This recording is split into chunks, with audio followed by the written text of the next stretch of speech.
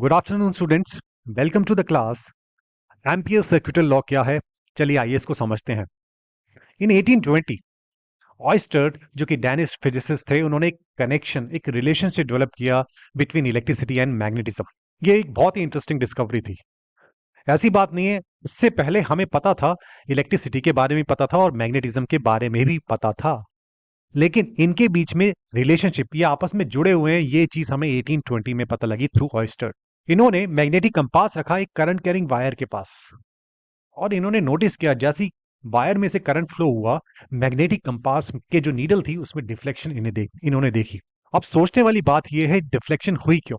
Magnetic compass की जो needle थी, दैट इज मैग्नेटिक नीडल, उसमें डिफ्लेक्शन हुई जब उसको करंट कैरिंग वायर जिसमें से करंट फ्लो कर रहा है उसके पास रखा गया। किसी मैग्नेटिक नीडल में डिफ्लेक्शन तभी होगी जब उसके ऊपर कोई मैग्नेटिक फील्ड का इफेक्ट होगा।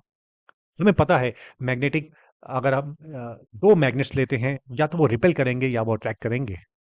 तो कहीं ना कहीं ये करंट कैरिंग वायर कुछ ऐसी लाइंस पैदा कर रही थी, जनरेट कर रही थी, जिससे मैग्नेटिक नीडल में डिफ्लेक्शन हुई। तो वो क्या थी? वो मैग्नेटिक लाइंस थी। तो इस एक्सपेरिमेंट से, इस डिस्कवरी से एक बहुत ही इंटरेस्टिंग चीज ये पता लगी कि करंट कैरिंग वायर जिसके अंदर करंट फ्लो कर रहा है, वो मैग्नेटिक फील्ड लाइंस पैदा करती हैं, और ये magnetic field lines can deflect the needle of magnetic compass. उन्होंने करंट को तेज किया, जो मैग्नेटिक कंपास की नीडल थी उसमें भी डिफ्लेक्शन ज्यादा हो गई। करंट कम किया, डिफ्लेक्शन कम हो गई। करंट रिवर्स किया, डिफ्लेक्शन रिवर्स हो गई। So this was very interesting discovery which led to the foundation of electromagnetism. एक नई ब्रांच उभर के आई इलेक्ट्रोमैग्नेटिज्म की। और उसके बाद एम्पियर सर्कुलर लॉ खोजा एम्पियर ने। ये उस चीज को क्वांटिफाई किया। हमने पहले सीखा कि ये current carrying wire magnetic field lines पैदा करती है। एम्पियर ने उस चीज को क्वांटिफाई किया कि एक करंट कैरिंग वायर किसी एक क्लोज्ड लूप के अराउंड कितना मैग्नेटिक फील्ड पैदा करती है, उसको क्वांटिफाई कर दिया। एक रिलेशनशिप इन्होंने फाइंड करके दिया। एम्पियर सर्कुलर लॉ ये कहता है, integral of magnetic field around a close path is equal to the product of permeability and the current enclosed by that loop। कहने का मतलब यह है कि एक करंट कैरिंग वायर के अराउंड अगर आप कोई लूप बनाते हो, किसी भी शेप का लूप, वो लूप होना चाहिए, क्लोज्ड लूप होना चाहिए, और उस लूप के अराउंड जो मैग्नेटिक फील्ड की वैल्यू होगी, that would be equal to mu times the current enclosed by that loop. और ये लॉ बहुत ही इंपॉर्टेंट है to understand magnetic field generated by electric currents. और डिवाइसेस को डिजाइन करने के लिए, इलेक्ट्रिकल सर्किट्स को डिजाइन करने के लिए ampere circular law is very important. जो कि अभी सीखते हैं एम्पियर सर्कुलर लॉ एक्चुअली में क्या है, इसको और अच्छे से समझते हैं, स्टेप बाय स्टेप सीखते हैं अभी। एक करंट कैरिंग वायर लेते हैं जिसमें कांस्टेंट करंट आई फ्लो कर रहा है। करंट कैरिंग वायर जिसमें करंट फ्लो कर रहा है आई, और उसके बाद उस करंट कैरिंग वायर के अराउंड मैं एक क्लोज्ड लूप बनाता हूं, मेरी अपनी चॉइस का। कोई भी मैंने इस तरह से क्लोज्ड लूप बना लिया, और इसको इस तरीके से, दिस इज, जो ब्लू कलर से मैं रिप्रेजेंट कर रहा हूँ, this is a closed loop. और इसमें मैंने इस करंट कैरिंग वायर को इस लूप ने एनक्लोज्ड कर दिया, जिसमें आई करंट फ्लो कर रहा है। कोई भी शेप का एनक्लोज लूप हम बना सकते हैं, किसी भी शेप का। मैंने इस शेप का लिया, आप किसी भी दूसरी शेप का ले सकते हो। So this is the closed loop जिसने इस वायर को, करंट कैरिंग वायर को अपने अंदर एनक्लोज्ड किया हुआ है। फाइन।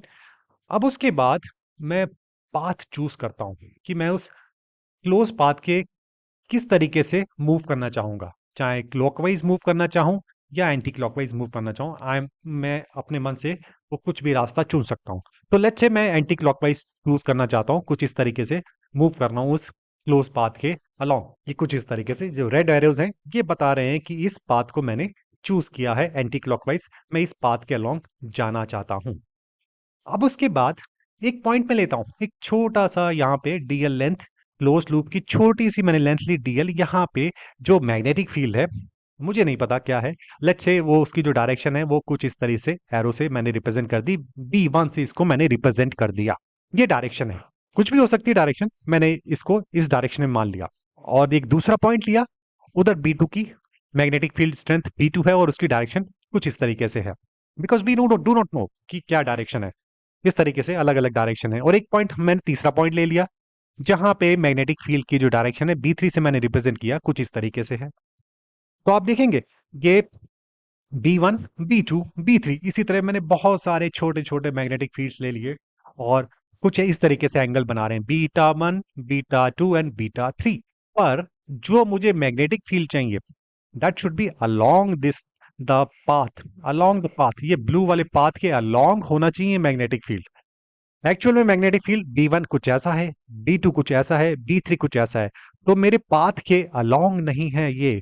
तो मुझे क्या करना पड़ेगा, मुझे डॉट प्रोडक्ट लेना पड़ेगा, मतलब मुझे B1 का इस पाथ के अलोंग कंपोनेंट लेना पड़ेगा, that is the dot product. जो दिस इज B1, जो मैग्नेटिक फील्ड है वो B1 है, इसकी डायरेक्शन कुछ इस तरीके से है, लेकिन मुझे इस पाथ के अलोंग चाहिए। तो what I will do, I will take B1 cos beta 1, जो कि इस पाथ के अलोंग आ जाएगी, टेंजेंट। अब डीएल की लेंथ और B1 cos बीटा 1 दोनों सेम अलाइंड हैं बिल्कुल। सिमिलरली B2 cos बीटा 2 बिल्कुल अलाइंड है along the length of this loop. Similarly B3 cos beta 3 is aligned with the length DL। तो इस तरीके से I am taking dot product, यानी कि B1 मैग्नेटिक फील्ड का वो component that is aligned to my the path of this loop. तो मैं ये कंपोनेंट्स लेता चला जाऊंगा, इनको जोड़ता चला जाऊंगा। The total magnetic field along the loop, what it would be, it would be इन सब का छोटे छोटे टुकड़ों का sum, that is B cos beta 2 DL plus B cos beta 1 DL plus B cos beta 3 DL plus B n cos beta n DL।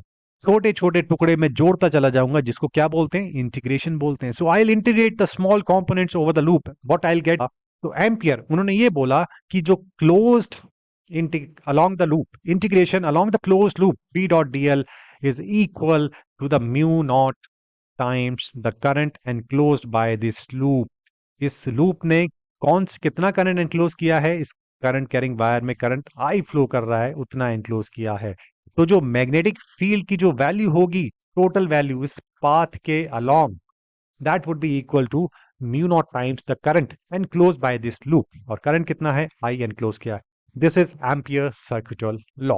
तो इस तरीके से हम छोटे छोटे टुकड़े जो मैग्नेटिक फील्ड लाइंस हैं अलोंग द पाथ, उनके हॉरिजॉन्टल, उनके उस कंपोनेंट को ऐड करते जाएंगे जो कि अलोंग द पाथ हैं, by using the dot product. I hope ये आपको समझ आया होगा। क्या the loop is open, the equation is not valid. अगर मैं इस लूप को खोल देता हूं, मतलब दिस इज नॉट ज्वाइंट, तो this equation is not valid. तो इसीलिए जो ये जो इंटीग्रेशन के साथ सर्कल शो किया गया है, वो यही बताता है कि loop has to be closed, पूरा बंद होना चाहिए लूप, ये लूप को एनक्लोज कर देना चाहिए इस करंट कैरिंग वायर को, तभी एम्पियर सर्किटल लॉ वैलिड होगा। अब एक मैं आपसे क्वेश्चन पूछता हूं, is this equation valid if it encloses two current loops. अगर दो करंट कैरिंग वायर्स हैं, अगर इस लूप के अंदर दो करंट कैरिंग वायर्स हैं, तो क्या एम्पियर सर्किटल लॉ तब भी वैलिड होगा? Yes, obviously. इस लूप में जितनी भी करंट कैरिंग वायर्स आ जाएंगी, उनकी वजह से जो भी मैग्नेटिक फील्ड होगा, वो उसकी स्ट्रेंथ इनका कॉम्बिनेशन होगा। तो आप देखेंगे इस लूप के अंदर दो वायर्स हैं, एक रेड कलर की करंट कैरिंग वायर जो कि नीचे से ऊपर की तरफ करंट जा रहा है, और दिस इज ब्लू कलर की, ऊपर से नीचे की तरफ करंट जा रहा है। व्हाट आई मीन टू से, दोनों ऑपोजिट डायरेक्शन में करंट फ्लो है। तो उस केस में what would be the value of magnetic field along the length of this loop? This would be equal to mu times bracket start sum of I1 plus I2 bracket close। पर एक चीज है जो मेरे दिमाग में बार बार आ रही है कि एक डायरेक्शन तो ऊपर की तरफ है और दूसरी करंट की डायरेक्शन नेगेटिव है, तो उस केस में भी मैंने ऐड ही कर दिया, डायरेक्शन तो ऑपोजिट है। तो इस चीज को समझते हैं थोड़ा। यस, आप भी ठीक सोच रहे हैं जो मैं सोच रहा हूँ, इसमें कुछ प्लस की जगह कुछ और चीज आनी चाहिए, डायरेक्शन को we have to add, direction भी होनी चाहिए इस रिजल्टेंट मैग्नेटिक फील्ड निकालने के लिए। तो वो किस तरीके से होगी, अब आप देखिए। अब ये क्लोज लूप के अलोंग, ये दिस इज माय जो रेड एरो है वो बता रहे मैं इस तरीके से एंटी क्लॉकवाइज इस लूप में ट्रेवल कर रहा हूं। और अगर मेरी magnetic field lines red wire या ब्लू वायर की वजह से मेरे जिस डायरेक्शन में मैं जा रहा हूं, मैग्नेटिक फील्ड लाइंस भी उसी डायरेक्शन में होगी, तो उस वाले करंट की वैल्यू हम पॉजिटिव लेंगे। अगर मैं जिस डायरेक्शन में जा रहा हूं, जैसे ये जा रहा हूं एंटी क्लॉकवाइज डायरेक्शन में जा रहा हूं, अगर मेरी magnetic field lines current carrying wire की वजह से ऑपोजिट डायरेक्शन में होगी तो मैं उस करंट को नेगेटिव लूंगा। चलिए इसको समझते हैं। जैसे मैं जैसे जा रहा हूँ, ये मेरा क्लोज्ड एनक्लोज्ड क्लोज्ड लूप है ब्लू कलर का। इस तरीके से जा रहा हूँ anti clockwise, red arrows anti clockwise show कर रहे हैं मेरे पाथ को, मैं ऐसे ऐसे जा रहा हूँ। और अब मैं रेड वायर जिसमें करंट नीचे से ऊपर की तरफ जा रहा है, इसकी वजह से मैग्नेटिक फील्ड लाइंस की डायरेक्शन कैसी होगी, तो हम ये राइट हैंड थंब रूल लगाएंगे। अब आप देखिए, आप इस वायर के साथ अपना फिंगर्स को कर्ल कीजिए और थंब को ऊपर की तरफ, जिस डायरेक्शन में करंट है वो थंब की डायरेक्शन है, और ये जो कर्ल फिंगर्स है ये बताएंगे मैग्नेटिक फील्ड लाइंस की डायरेक्शन। तो ये फिंगर जो है कुछ इस तरीके से कर्ल हो रही हैं। तो आप देखेंगे रेड कलर की वायर की वजह से जिसमें करंट I1 फ्लो कर रहा है, मैग्नेटिक फील्ड लाइंस उसी डायरेक्शन में है जिस डायरेक्शन में मैं ट्रैवल कर रहा हूँ। सो मेरी ट्रैवल करने की डायरेक्शन और मैग्नेटिक फील्ड की डायरेक्शन अलाइंड है। तो इस केस में जो I1 है मैं पॉजिटिव लूंगा। फाइन। और दूसरे केस में I2 जो है, अगर मैं यही राइट हैंड थंब रूल लगाऊंगा तो इस I2 की वजह से जो मैग्नेटिक फील्ड लाइंस होंगी वो जिस पाथ में मैं ट्रैवल कर रहा हूँ उसके ऑपोजिट होंगी। जैसे मैं एंटी क्लॉकवाइज ट्रैवल कर रहा हूँ, ब्लू कलर की वायर जिसमें करंट I2 फ्लो कर रहा है उसकी वजह से मैग्नेटिक फील्ड लाइंस क्लॉकवाइज होंगी, तो मेरे पाथ के ऑपोजिट है, तो इसलिए मैं उसको नेगेटिव लूंगा, दैट इज -I2। तो इस तरीके से हम नेट मैग्नेटिक फील्ड क्या होगा कुछ इस तरीके से हम निकाल सकते हैं। So I hope you got my point. अब एक चीज और, does the third current wire outside the loop affect the net magnetic field? अगर मैं एक तीसरी वायर ले लूं करंट कैरिंग वायर जिसको मैंने बाहर रख दिया, इस लूप के बाहर, लूप में एनक्लोज नहीं है, तो क्या ये मेरी magnetic field, net magnetic field को अफेक्ट करेगी? सोचने वाली बात तो ये है, करंट इसमें फ्लो कर रहा है, मैग्नेटिक फील्ड लाइंस ये पैदा करेगा और ऑब्वियसली ये इंटरैक्ट करेंगी I1 की मैग्नेटिक फील्ड के लाइंस के साथ और I2 की मैग्नेटिक फील्ड के लाइंस के साथ ऑब्वियसली इंटरैक्ट करेंगी। तो ये तो कहना गलत होगा कि ये अफेक्ट नहीं कर रहा, लेकिन I3 की वजह से जो नेट इफेक्ट होगा दैट वुड बी जीरो। यहाँ पे अगर ऑपोज कर रही हैं तो एक जगह वो प्रमोट करेंगी, तो उसका जो नेट इफेक्ट होगा I3 का मैग्नेटिक फील्ड में वो जीरो होगा। सो ये बोल सकते हैं जो current carrying wire enclose loop के अंदर नहीं है उसकी वजह से जो मैग्नेटिक फील्ड लाइंस है वो, उसका net effect would be zero. आगे बढ़ते हैं। Can you find the magnetic field strength along the loop? अब मैंने क्या किया, अब मैंने कोई आर्बिट्री एक सिमेट्रिकल शेप ले ली। अब आपके लिए एक क्वेश्चन है कि करंट कैरिंग वायर है जो कि नीचे से ऊपर करंट जा रहा है, और मैंने क्लोज्ड लूप बना लिया बिल्कुल सर्कल जिसका रेडियस R है और ये वायर सेंटर में है। तो क्या आप मैग्नेटिक फील्ड निकाल सकते हो इस अलोंग द क्लोज्ड लूप? इसको पॉज कीजिए, आप आराम से निकाल सकते हैं। Okay, let's find it. The magnetic field lines are in the direction of my movement. सबसे पहले मैं ये चेक करूंगा कि जो मैग्नेटिक फील्ड लाइंस है और जो मैंने पाथ फॉलो किया है, आप देख सकते हैं मैंने पाथ क्या फॉलो किया है, कुछ इस तरीके से। इस तरीके से मैं जा रहा हूं एंटी क्लॉकवाइज, और इस करंट कैरिंग वायर की वजह से जो मैग्नेटिक फील्ड लाइंस हैं वो भी एंटी क्लॉकवाइज हैं। तो मेरा पाथ, जिस पाथ से मैं जा रहा हूं, और मैग्नेटिक फील्ड लाइंस इस करंट की वजह से are in the same direction.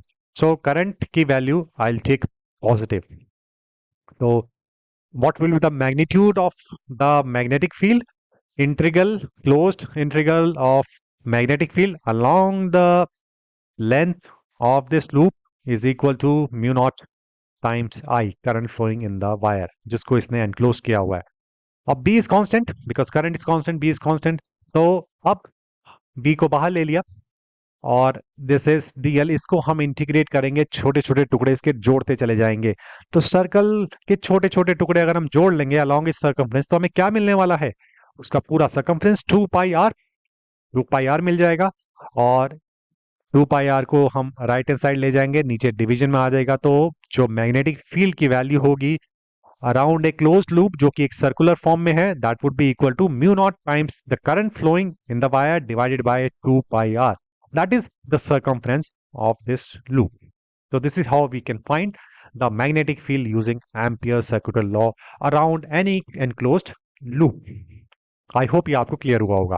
एक चीज और थी, इन 1826 एम्पियर ने इन्वेस्टिगेट किया magnetic force between two current carrying wires. इन्होंने ये देखा दो करंट कैरिंग वायर जिसमें सेम डायरेक्शन में करंट फ्लो कर रहा है, उनको ये पास लेके आए और आफ्टर ए मोमेंट इन्होंने देखा कि आपस में ये चिपक गई, दे अट्रैक्ट ईच अदर। और जब इन्होंने करंट की डायरेक्शन को ऑपोजिट कर दिया, एक को ऊपर एक को नीचे कर दिया, आफ्टर ए मोमेंट इन्होंने ऑब्जर्व किया वो रिपेल कर रही हैं।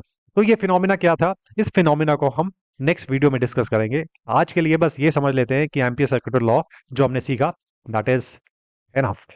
अच्छा, एक चीज और, इसकी एप्लीकेशन समझ लेते हैं, एम्पियर सर्किट लॉ की एप्लीकेशन। एक सोलेनॉइड जो कि एक हेलिकल कॉइल होती है, वायर को अगर आप गोल गोल गोल गोल ऐसे घुमा दें हेलिकल शेप में, तो हमें एक सोलेनॉइड मिल जाता है।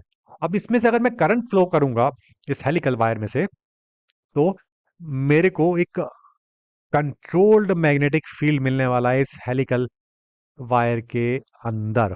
और आप सोच रहे होंगे इससे क्या फायदा, ये एक बहुत ही यूजफुल चीज है। अगर मैं इस कंट्रोल्ड मैग्नेटिक फील्ड जो कि एक सीधी लाइन से आप देख सकते हैं, अगर इसके अंदर मैं एक करंट कैरिंग वायर रख दूं, तो आप समझ सकते हैं क्या होगा, वो घूमने लग जाएंगी। यही इलेक्ट्रिक मोटर का प्रिंसिपल है। आप देखिए, ये करंट कैरिंग वायर है, ये कॉइल कुछ इस तरीके से। अगर ये करंट कैरिंग वायर हमने रख दी, ये मान लेते हैं नॉर्थ पोल साउथ पोल सोलोनाइट के अंदर रख दी, जो कि एक स्ट्रेट मैग्नेटिक फील्ड लाइंस पैदा कर रहा है, तो ये करंट कैरिंग वायर घूमने लग जाएंगी। और ये किस तरीके से घूमेंगी वो हम नेक्स्ट वीडियो में डिस्कस करेंगे। So this is one of the very most most important applications of ampere circuit law. Thank you very much, have a nice day.